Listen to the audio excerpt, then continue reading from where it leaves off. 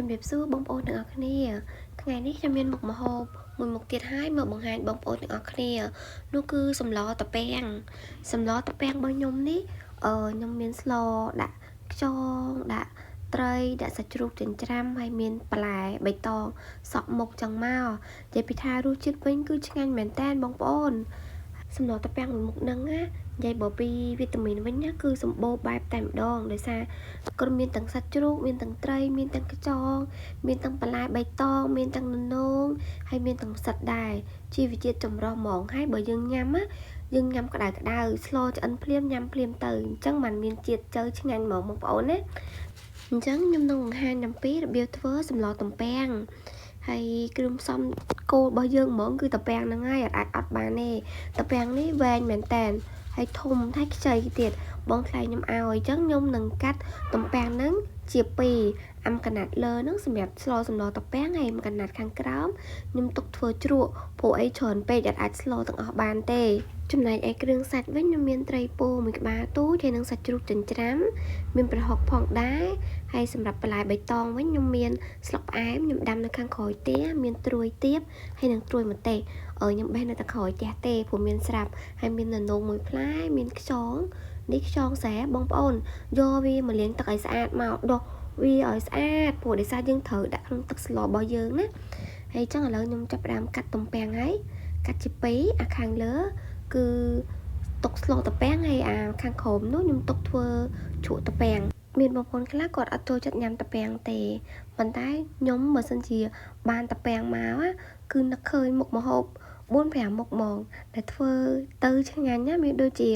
ស្លតាពាំងហ្នឹងទី1ទី2ខតាពាំងជាមួយនឹងជើងជ្រូកបើបានតាពាំងខ្ចីចឹងយទៅខឆ្ងាញ់ហ្មងហើយយើងយកធ្វើតាពាំងជូរហ្នឹងយើងយកមកស្លជាមួយនឹងត្រីកញ្ចុះដាក់ខ្ទងល្ពៅតិចក៏ឆ្ងាញ់ដែរបងប្អូនហើយមួយទៀតដែលសំខាន់ហ្មងនោះគឺតាពាំងយកទៅធ្វើជ្រក់ហើយយើងយកមកញ៉ាំជាមួយត្រីអាំងណាត្រីតែងអាំងអីគឺឆ្ងាញ់ហ្មងបងប្អូនអើយញ៉ាំបាយអស់មួយឆ្នាំងហ្មងហើយនេះខ្ញុំពងតែចិត្តតាពាំងហើយតាពាំងយើងចិត្តដាក់ស្ដើងអញ្ចឹងមកតាពាំងហ្នឹងវាខ្ចីអញ្ចឹងស្រួលចិត្តមែនតើហើយយើងចិត្តហើយយើងយកតាពាំងហ្នឹងទៅលាងទឹកដើម្បីឲ្យទំពាំងបាត់ក្លិនហាងរបស់ទំពាំងណាយើងពេលលាងហ្នឹងយើងថែមអំបិលបន្តិចទៅហើយវាពេលយើងថែមអំបិលទៅវាមានជាតិទន់ទំពាំងរបស់យើងទន់ហ្មងហើយបាត់ជាតិហាងខ្លះខ្ញុំក៏បានដាក់អង្ករខ្លះដែរលាងជាមួយនឹងទំពាំងព្រោះយើងដឹងហើយស្លទំពាំងនៅពេលដែលយើងលាយជាមួយនឹងអង្ករគឺវាមានជាតិផ្អែមឆ្ងាញ់និយាយទៅស្លទំពាំងពីដើមឡើយគឺគេដាក់អង្ករអញ្ចឹងហ្មងមិនដាក់ច្រើនទេណាបងប្អូនគ្រាន់លួចបន្តិចទេហើយនេះខ្ញុំចាប់ដើមដាំទឹកហើយដាក់តាពាំងចូលហើយខ្ញុំលួចអំបិលមកចុងស្លាបព្រាទៅបន្ទាប់មកយើងចាប់ដើមរងាស់តាពាំងនឹងប្រហែលជា15នាទីយើងរងាស់វារៀងយូរបន្តិចណាបងប្អូនព្រោះដើម្បីឲ្យវាសាបជាតិតាពាំងហ្នឹងព្រោះកាលណាតាពាំងតាយកស្រស់មកស្លទៅវាមានជាតិហាងតិចណាហើយនេះពងធ្វើម្ហូបមាន់មកចឹកស្អីនេះមាន់ហ្នឹងតំណងទៅស្ងោរជ្រក់តែមាន់ហ្នឹងបន្ទាប់ពីរំងាស់តាពាំងបានមកស្ទុះហើយខ្ញុំចាប់ដើមចិញ្ច្រុំប្រហុកខ្ញុំដាក់ប្រហុករៀងចាស់តិចហើយព្រោះស្លខ្មែរយើងតាស្ទើប្រហុកគឺអត់សូវមានជាតិអត់សូវមានជើទេអញ្ចឹងដាក់រៀងចាស់តិចចឹងមកហើយនេះយកកតិចវាចេញហើយខ្ញុំចាប់ផ្ដើមដាក់សាច់ជ្រូកចិញ្ច្រាំសាច់ជ្រូក3ជាន់ណាបងប្អូនចិញ្ច្រាំវាឲ្យម៉ត់មកហើយត្រីពោរបស់ខ្ញុំមួយហ្នឹងលាងទឹកឲ្យស្អាតមកហើយយើងដាក់រងាស់ចូលទៅក្នុងឆ្នាំងចឹងមកគ្របទុកមួយស្ទុះសិននៅពេលដែលចាប់ផ្ដើមឆ្អិនរៀងតិចហើយខ្ញុំចាប់ផ្ដើមបង់ស្ករប៊ីចេងទឹកត្រីហើយនឹងម្សៅស៊ុបបន្តិចហើយសម្រាប់ស្ករខ្ញុំដាក់រៀង2ស្លាបព្រាព្រោះស្លតាពាំងវាត្រូវការជាតិផ្អែមតោះផ្អែមបន្តិចផ្អែមរៀងមុតបន្តិចបានមានជាតិឆ្ងាញ់ណាបងប្អូនហើយបន្ទាប់មកទៀតខ្ញុំចាប់ផ្ដើមដាក់ខ្យងហ្នឹងលាងទឹកឲ្យស្អាតណាយើងដុសវាឲ្យស្អាតមក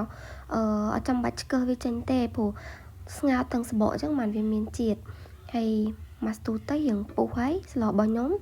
ឆ្អិនហើយអញ្ចឹងខ្ញុំចាប់ផ្ដើមដាក់បន្លែចូលបន្លែខ្ញុំមានននោងមួយននោងហ្នឹងបេះក្រោយទេហើយបន្លែបន្តទៀតមានផ្សិតហ្នឹងខ្ញុំទិញ2ខាំដាក់មកទាំងអស់មកហើយខ្ញុំកូរវាមើល